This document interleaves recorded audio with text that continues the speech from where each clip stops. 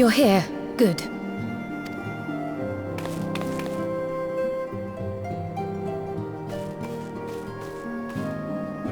So, how are they? Still locked in slumber, but otherwise in good physical health. For the present, at least. For the present? Oh no, is something wrong with them? I'm afraid there may be. I summoned you after detecting faint signs of instability in Thancred's corporeal ether. But subsequent examination suggested all 5 might be affected. And when I examined them just now, my fears were confirmed. Tellingly, the degree of instability varies between them. Thancred exhibits the most notable signs, followed by Y'shtola and Urianger. The twins' ether, meanwhile, remains relatively stable, but there is a change there too if one knows to look for it. Hold on. Isn't that the order they were called away in? Indeed. Which leads me to believe the instability will only increase with time. Though I can but speculate, I fear this may be a symptom of a weakening link between body and soul. By the gods! What happens if the link is broken? I cannot say for certain. This is all unknown territory to us. Yet whatever happens, it cannot be good.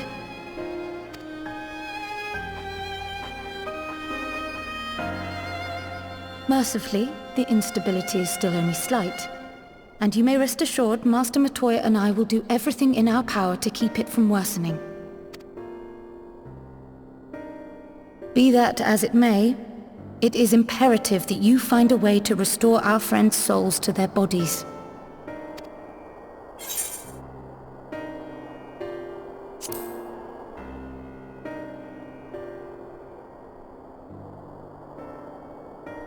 Thank you. But where's he even supposed to start? We had the greatest minds in the realm hunting high and low for an answer, and they ran out of places to look.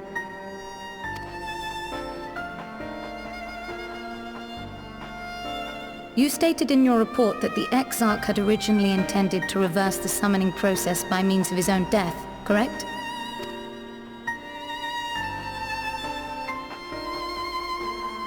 Raha always was a reckless young fool, ready to die for the first righteous cause that came along.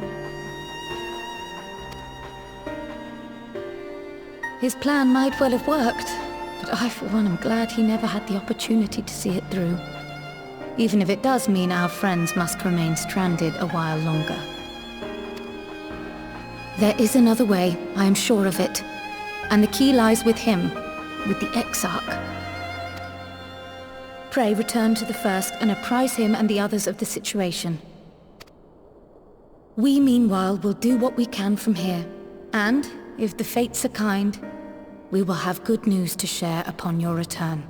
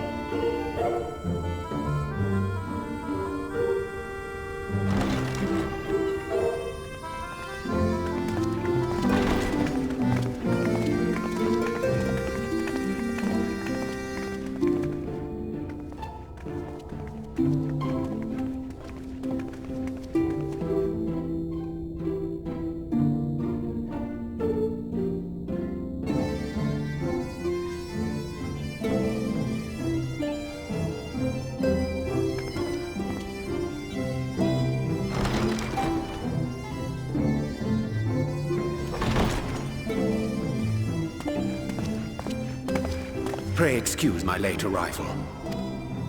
Will Thancred and Reen not be joining us? Nay, milady. With apologies to all, they beg leave to pursue their investigation of the empty to its conclusion. Should matters here demand their presence, however, they did assure me that they would make themselves available.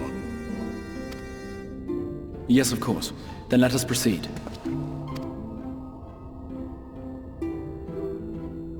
I think it best that you begin by providing a summary of Mistress Kryle's findings.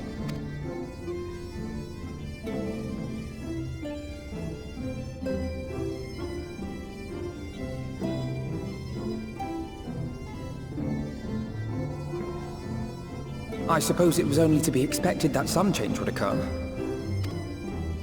Yet our souls seem unaffected, to my eye at least. How long they will remain so is another question. Kryle is right. It is imperative we find a way to return to the source. Perhaps an explanation of the method by which I brought you here will yield some inspiration. Ere I begin, it must be noted that I am by no means a gifted mage. In order to employ powerful magics, I must rely upon the Crystal Tower and its boundless reservoirs of energy. The magic that summoned you was no exception. 'Tis a singular spell, adapted through painstaking effort from the technique that transported me to the first. To use an analogy, it works by cutting a hole in the fabric of reality. A hole tailored to the object of summoning, through which it and it alone may pass unscathed. Though I succeeded in creating said hole, I failed to latch onto my intended target. Instead of you, the spell found those close to you, and ended up summoning them in their incomplete state.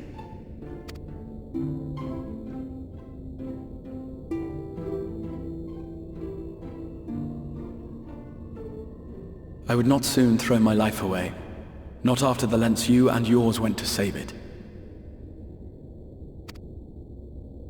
And so long as I breathe, I will spare no effort to see you safely home. But should all else fail, and your lives be at stake, there remains one sure method.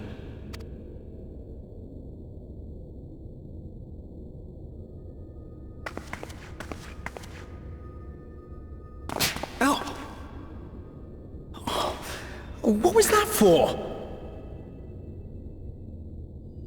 How can you even entertain such thoughts? You owe your life to the Warrior of Light, and you don't get to die unless he says so. Your followers await your divine judgment. What did you just...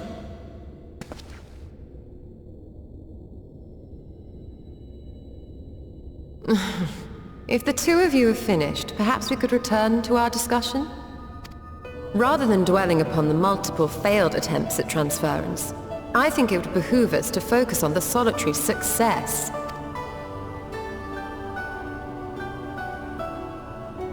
I would draw your attention to the fact that our friend can travel between worlds possessed not only of his body and soul, but his personal effects besides.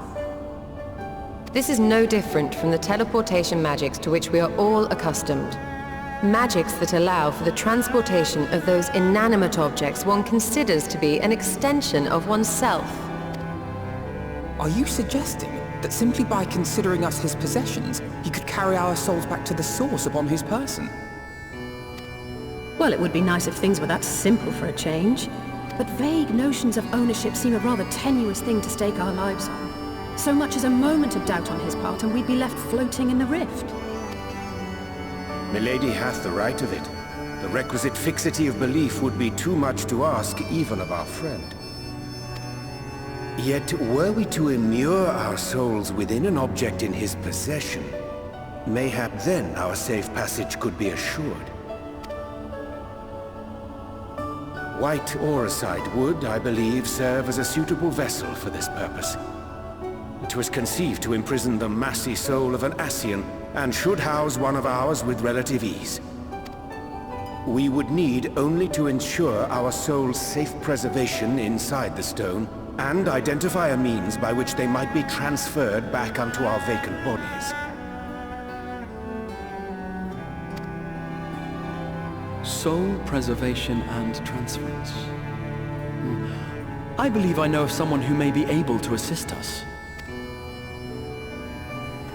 On the far shore of the source, there stands a great palace built by the elves. It was forsaken in the wake of the flood, but a certain Numo chose to make their home there soon after. Though they have long lived as a recluse, they once occupied a place of honor in Verbert's royal court, and it is said that none in all of Norvrand is more knowledgeable than they on matters of the soul. Well, I've no objection to seeking a helping hand, but if they've gone to such lengths to hide themselves away from the world, what makes you think they'd be willing to lend us one? A worthy question. Years ago, I myself tried and failed to solicit their cooperation in the battle against the Sin Eaters. No sooner had I begun to make my plea than they unleashed a swarm of their familiars upon me. Unlike me, however, you have curried favor with the Faefolk. By that merit alone, I am hopeful that they would grant you an audience. They may still be inclined to turn you away, of course, but if their knowledge might feasibly facilitate your return home, we have to try.